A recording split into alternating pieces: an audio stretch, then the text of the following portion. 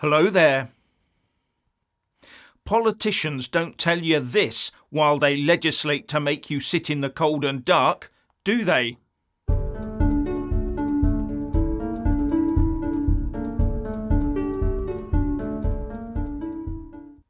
The eco-loon-led establishment is constantly demanding we cut our coal, use less oil and gas, and rely on solar, wind and so far mythical batteries to run our energy-hungry and advanced economy.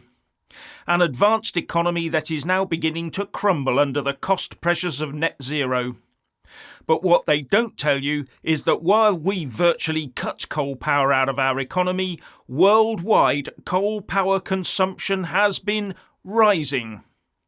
According to Statista.com, annual coal consumption has risen just about every year since 1998. From 94.91 exajoules to 161.47 exajoules in 2022. While Data says, in 2022, the world's coal consumption rose by 6.3%, driven up by an economic recovery in coal-reliant emerging countries and fuel switching to coal for power generation in a context of high natural gas prices. And further, that while the UK has been ranted at by eco-loons to stop drilling and leave oil in the ground, and the government is planning to stop installing new domestic oil burners from 2026, the International Energy Authority, the IEA, says in its July 2022 fuel report that global oil demand is projected to climb by 2.2 million barrels per day in 2023 to reach 102.1 million barrels a day, a new record. A new record, despite whatever we do in the UK. All we get here is demands to virtue signal and impoverish ourselves into the future, while others look on with bemusement. And the IEA adds, in 2024, global supply is set to rise by 1.2 million barrels a day to a new record of 102.8 million barrels per day. In the face of this supposed green revolution, why isn't global coal and oil use in fast decline? Why are we in the UK facing potential blackouts next winter if green energy is so wonderful? Now this is a graph of coal and lignite consumption for 2022. With the top 11 coal-burning countries starting with China at the left at 4,554 megatons. Followed by another 10 countries, including Germany and Japan. And then, with loads more countries that are not shown on the graph, you then come up to the UK, with its paltry amount burnt to the right on the graph. Just 8 megatons. And the last time we went over 100 megatons was in the early 1990s. And we're the ones being told to lead the world's green energy push and save the planet. And the IEA Coal 2022 report said that although Europe's U-turn on coal will be temporary, under the threat of gas shortages and potential issues ensuring sufficient power system adequacy, some coal plants that have been closed down or been left in reserve have re-entered the market. In most countries, this involved a limited amount of coal power capacity. Only in Germany, with 10 gigawatts, is the reversal at a significant scale. This has increased coal power generation in the European Union, which is expected to remain at these higher levels for some time. And all we've done in the UK is used explosives set off by virtue signalling politicians to destroy our coal-powered electricity generating plants. And the energy sources that brought us so many advances and boons over the last century are in the process of being vilified, in the same way that our human and therefore flawed national heroes are. Those energy sources got us here. We should be thankful for their existence and only move on when the future of our energy security is assured. And I think this is beginning to dawn on more people as they wake up to the prospect of losing their cars, their gas heating and their rural oil heating systems.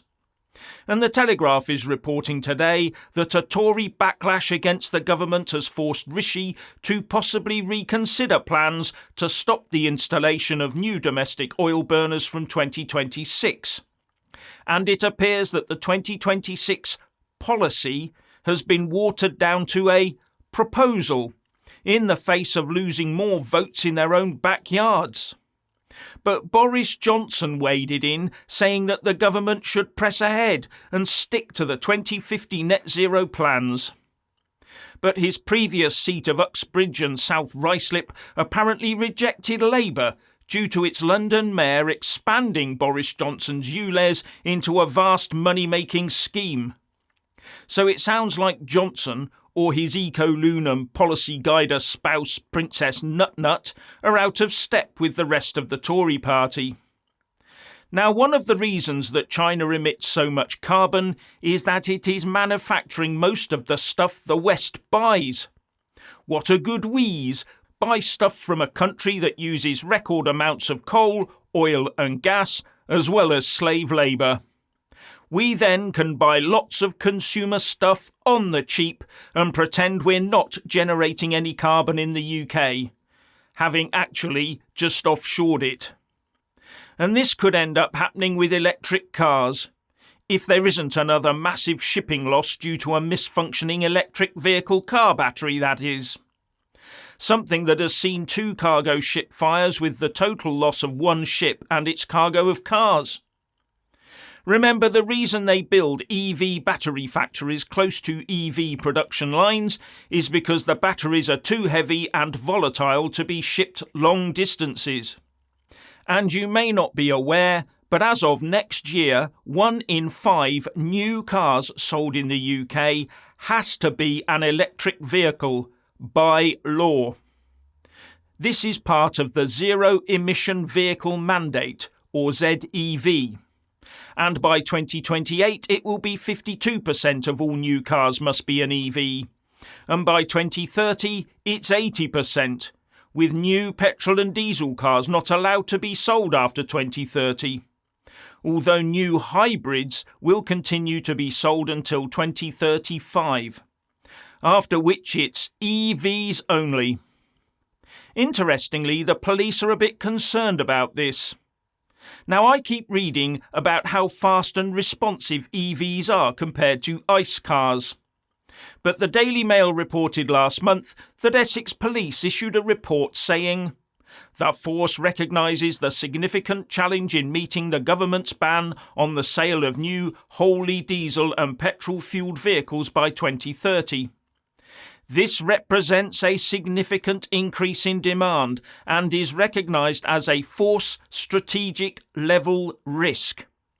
Acknowledging that there is no current electric vehicle alternative that meets some high-performance roles such as roads policing unit and armed response vehicle. A ban on hybrid does not come into effect until 2035, providing some time to adapt for these high-performance requirements." But not only that, the report also says that electric cars can be used by the police where high performance is not required, but that these options are more expensive to purchase, with whole life purchase and running costs likely to exceed those of the combustion engine equivalent. But aren't we being told that EVs are cheap to run and easy to service and repair? Or is someone telling us porkies? Maybe the police have done more digging on this than the press has. Something to do with the fire risks of damage to batteries, perhaps. The police force is also worried about charging them, the costs of installing charging points and the like. Now, if the police are going to experience problems with electric vehicles, what do you think the military will be facing? Well, they've been looking into converting current vehicles to hybrid or electric, and there's a new trial to convert diesel Land Rovers to electric with drop-in kits and converted drivetrains, with Forces.net saying, The Armoured Trials and Development Unit will use a series of simulated battlefield scenarios to put the vehicles to the test. These will include challenges of steep terrain, wading and towing, and a range of weather conditions. Now, for obvious reasons, these units are operated in a very robust manner in very challenging terrains, including being shot at. So I wonder how much armour that onboard battery will need. And then there's the heavy stuff, like tanks and transporters. This drive to net zero petrol and diesel could get interesting.